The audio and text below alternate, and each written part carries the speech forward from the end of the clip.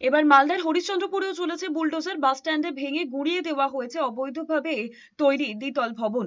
সোমবার দুপুরে ওই ঘটনাকে ঘিরে চাঞ্চল্য ছড়িয়ে পড়ে। ওই ভবনে ছিল আইএনটিটিইউসির দলীয় কার্যালয়, এছাড়া ছিল একাধিক দোকানঘর, যার অধিকাংশই তৃণমূল নেতার বলে দাবি।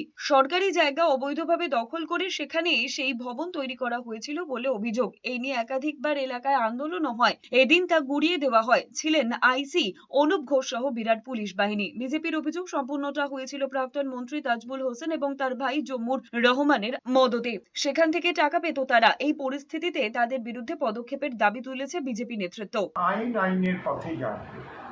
যদি সেখানে বেআইনি ভাবে ঘোড়া স্ট্যান্ডটা থেকে দিয়ে কোনো রাজনৈতিক দলের পার্টি অফিস হয়, এটা তো বাঞ্ছনীয় না। সুতরাং আইন যদি করে থাকে যে আইনের এটা সরকারি জায়গা, তারা বেআইনিভাবে সেখানে দখল করে পার্টি অফিস করেছে, বিক্রি করেছে, তাহলে বুলডোজার চলে অন্যায় একটু কিছু না।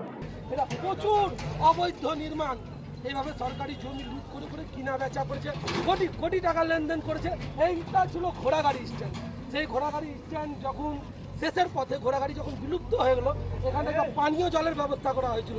12 লক্ষ টাকা টেন্ডার হয়েছিল। পানীয় জলটাকে রাতারাতি এই তৃণমূলের হারমাত বাহিনী, এই জম্মুর তৃণমূলের অনুগামীরা, এই মন্ত্রীর অনুগামীরা, এরা রাতারাতি এখানে পানীয় জলের ব্যবস্থাটা উড়িয়ে দিল।